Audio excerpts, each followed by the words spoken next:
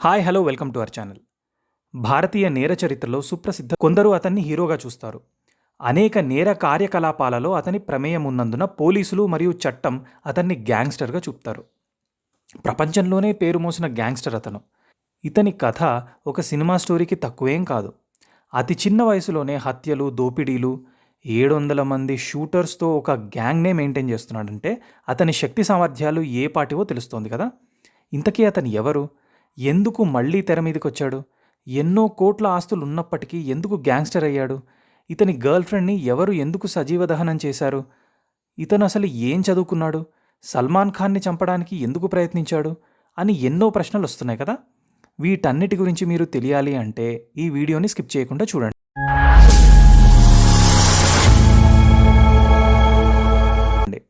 ఇంతకీ ఎవరతను అంటే అతనే లారెన్స్ బిష్నాయ్. ఇప్పుడు ఏప్రిల్ 22న జరిగిన పెహల్గాం ఊచకోత తర్వాత భారతదేశం మరియు పాకిస్తాన్ యుద్ధంలో ఉన్నప్పటికీ జైల్లో ఉన్న గ్యాంగ్స్టర్ లారెన్స్ బిష్నాయ్ ఈ ప్రకటనతో మళ్లీ తెర మీదకి వచ్చాడు. పెహల్గాంలో 26 మందిని, ఎక్కువగా పర్యాటకులను బలిగొన్న ఉగ్రవాద దాడికి ప్రతీకారంగా లష్కరే తోయిబా చీఫ్ హఫీజ్ సయీద్ను చంపేస్తానని బిష్నాయ్ పేర్కొన్నట్లు ఇప్పుడు సోషల్ మీడియాలో వైరల్ అవుతుంది. అంతేకాదు, పాకిస్తాన్లోని సయీద్ ఇంటి ముందు బాంబ్ బ్లాస్ట్ చేసినట్లుగా వార్తలు అందడంతో సయీద్ను పాకిస్తాన్ గట్టి బందోబస్తులో ఉంచింది. ఇకపోతే బిష్నాయ్ జైల్లో ఉన్నప్పటికీ అతను అమెరికా, కెనడా వంటి దేశాలతో సహా ప్రపంచవ్యాప్తంగా కార్యకలాపాలు నిర్వహిస్తున్న ఒక ముఠాను నడుపుతున్నాడు. 32 ఏళ్ల అతను దాదాపు 11 సంవత్సరాలుగా జైల్లోనే ఉన్నాడు. జై శ్రీరామ్ అనే హ్యాండిల్ నుంచి వచ్చిన ఎక్స్ పోస్ట్లో ఎర్ర సిలువతో సయీద్ ఫోటోను క్రాస్ చేయబడి ఉంటుంది. అందులో ఇలా రాసి ఉంది: "నువ్వు మా అమాయక ప్రజలను చంపావు. మేము పాకిస్తాన్లోకి ప్రవేశించి 1,00,000 మాత్రమే విలువ కలిగిన వ్యక్తిని చంపుతాము." అంటే అంతర్జాతీయ నేరస్తుడైన సయీద్ తలపై 100 కోట్ల రివార్డు ఉంచడంతో మా దృష్టిలో 1,00,000 కూడా చేయవని చెప్పాడు. సయీద్ భారతదేశం మోస్ట్ వాంటెడ్ ఉగ్రవాది. అతను 2008లో 26/11 ముంబై ఉగ్రవాద దాడులలో మరియు 2019 కాశ్మీర్లోని పుల్వామా దాడిలో పాల్గొన్నాడు. భారతదేశంతో పాటు అనేక దేశాలు అతన్ని ఉగ్రవాదిగా గుర్తించినప్పటికీ పాకిస్తాన్ అతన్ని కాపాడుతూనే ఉంది. తీవ్రవాది హఫీజ్ సయీద్ దాగి ఉన్న ఖచ్చితమైన ప్రదేశాన్ని చెప్పమని అమెరికా పాకిస్తాన్ మీద ఒత్తిడి తెస్తోంది.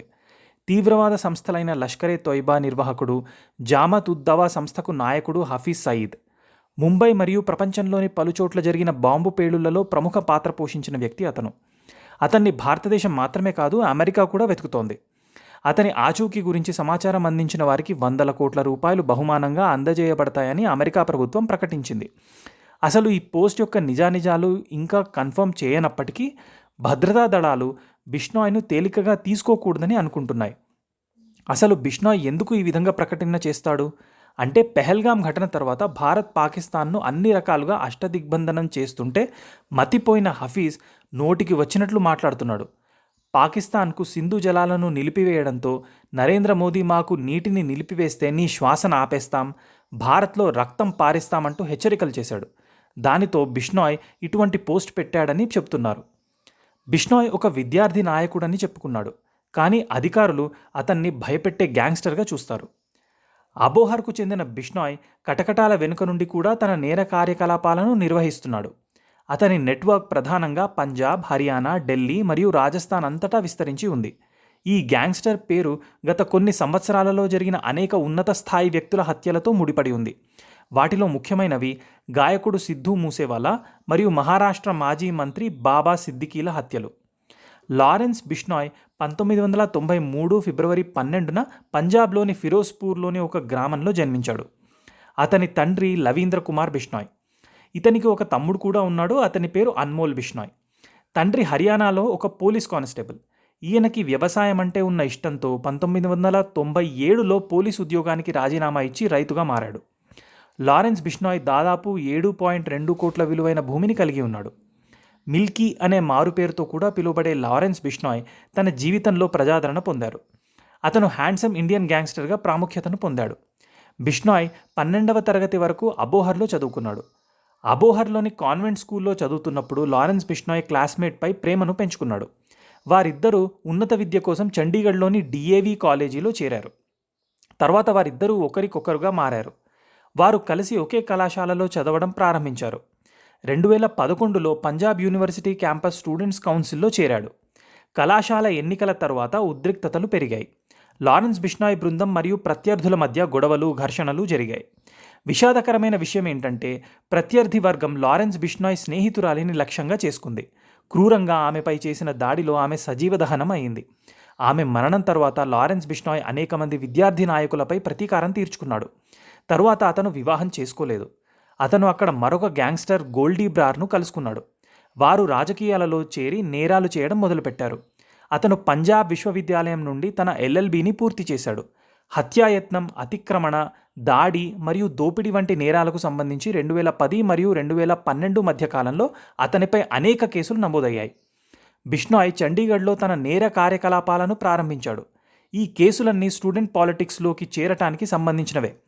చండీగఢ్లో అతనిపై నమోదైన 7 FIRలలో 4 కేసుల నుంచి విముక్తి పొందాడు. మిగిలిన 3 కేసులు పెండింగ్లో ఉన్నాయి. ఇక జైలులో సైతం తన మార్క్ను చూపెట్టేవాడు లారెన్స్ బిష్నాయ్. ఆ సమయంలోనే బిష్నాయ్ ఇతర ఖైదీలతో పొత్తులు పెట్టుకున్నాడు. విడుదలైన తర్వాత అతను ఆయుధ వ్యాపారాలు మరియు ఇతర స్థానిక నేరస్తులతో చేతులు కలిపాడు.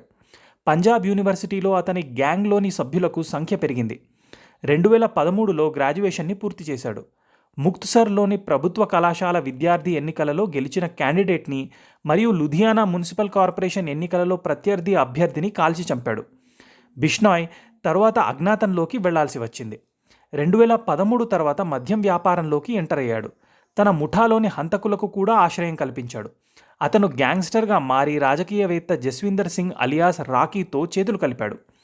రాకీ ఆధ్వర్యంలో అతను రాజస్థాన్లోని భరత్పూర్లో చురుకుగా ఉండేవాడు.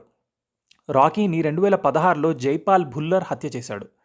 తర్వాత 2020లో జైపాల్ భుల్లర్ తుపాకీతో కాల్చి చంపబడ్డాడు. బిష్నాయ్ భరత్పూర్ జైలులో ఉన్నప్పుడు జైలు సిబ్బంది సహాయంతో తన సిండికేట్ను కొనసాగించాడు. 2021లో ఎంకోకా కింద నమోదైన కేసుకు సంబంధించి ఢిల్లీలోని తీహార్ జైలుకు బదిలీ చేయబడ్డాడు. అక్కడ నుండే తన కార్యకలాపాలను సాగించేవాడు. ఆగస్టు 2023లో Gujarat anti terrorism squad drugs smuggling కేసును పేర్కొంటూ బిష్నాయ్ని కస్టడీలోకి తీసుకుంది. అతన్ని సబర్మతి జైల్లోని హై సెక్యూరిటీ వార్డుకు మార్చారు. జాతీయ దర్యాప్తు సంస్థ NIA నివేదికలో బిష్నాయ్ మరియు అతని సహచరుడు గోల్డీ బ్రార్కు ఖాలిస్తాన్ అనుకూల సంస్థలతో సంబంధం ఉందని తెలిపింది. బిష్నాయ్ గ్యాంగ్ భారతదేశంలోని 5 రాష్ట్రాలలో 700 మంది షూటర్స్ను కలిగి ఉంది. విదేశాల్లో కూడా తమ గ్యాంగ్ను ఎక్స్పాండ్ చేశాడు.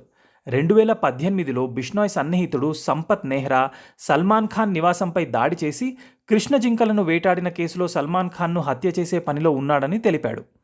పోలీసులు తెలిపిన వివరాల ప్రకారం బిష్నాయ్ గ్యాంగ్కు కృష్ణ జింకను పవిత్రంగా చూస్తారు.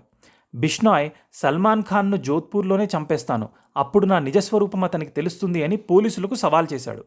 ఆ తరువాత 29 మే 2022న పంజాబీ గాయకుడు సిద్ధూ మూసేవాలాను పంజాబ్లోని మాన్సాలో కాల్చి చంపబడ్డాడు. హత్య జరిగిన కొన్ని గంటల తర్వాత గోల్డీ బ్రార్ కాల్పులకు బాధ్యత వహించాడు. అతను బిష్నాయ్తో కలిసి ప్లాన్ను రూపొందించినట్లు తెలిపాడు. ఈ కాల్పుల్లో బిష్నాయ్ గ్యాంగ్ ప్రమేయం ఉందని పోలీసులు తెలిపారు. కాల్పులు జరిగిన సమయంలో బిష్నాయ్ తీహార్ జైల్లో కస్టడీలో ఉన్నాడు. మూసేవాలా హత్య జరిగిన వెంటనే బిష్నాయ్ తనకు ప్రాణభయం ఉందని, పంజాబ్ పోలీసుల బూటకపు ఎన్కౌంటర్కు భయపడుతున్నాడని ఢిల్లీ హైకోర్టులో పిటిషన్ వేశాడు. దానితో ఢిల్లీ పోలీసులు, తీహార్ జైలు అధికారులు తన భద్రతకు హామీ ఇవ్వవలసి వచ్చింది. తర్వాత అతను పంజాబ్ ఇంకా హర్యానా హైకోర్టులో తన పిటిషన్తో పాటు ఢిల్లీ హైకోర్టు నుండి ఆ పిటిషన్ను ఉపసంహరించుకున్నాడు. 21 సెప్టెంబర్ 2023న ఖలిస్తానీ వేర్పాటువాది సుఖ్దేవ్ సింగ్ హత్యకు బాధ్యత వహించాడని బిష్నాయ్ ప్రకటించాడు. 5 డిసెంబర్ 2023న కర్ణీసేన అధ్యక్షుడు సుఖ్దేవ్ సింగ్ గోగమేడి జైపూర్లో కాల్చి చంపబడ్డాడు. కొన్ని గంటల తర్వాత బిష్నాయ్ ముఠా వ్యక్తి అయిన రోహిత్ గోదార్ కాల్పులకు హత్యకు బాధ్యత వహించాడు. 2024 అక్టోబర్ 12న సల్మాన్ ఖాన్తో ఉన్న బాబా సిద్దికీను హత్య చేయడం వెనుక బిష్నాయ్ గ్యాంగ్ ఉందని ముంబై పోలీసులు బిష్నాయ్ని కస్టడీ పొందేందుకు దరఖాస్తులు దాఖలు చేశారు. అయితే క్రిమినల్ ప్రొసీజర్ కోడ్ సెక్షన్ 2068 కింద హోం మంత్రిత్వ శాఖ ఆదేశం కారణంగా కస్టడీ తిరస్కరించబడింది. మా ఈ వీడియో మీకు నచ్చినట్టయితే లైక్ చేసి, షేర్ చేసి, సబ్స్క్రైబ్ చేయండి. Thank you.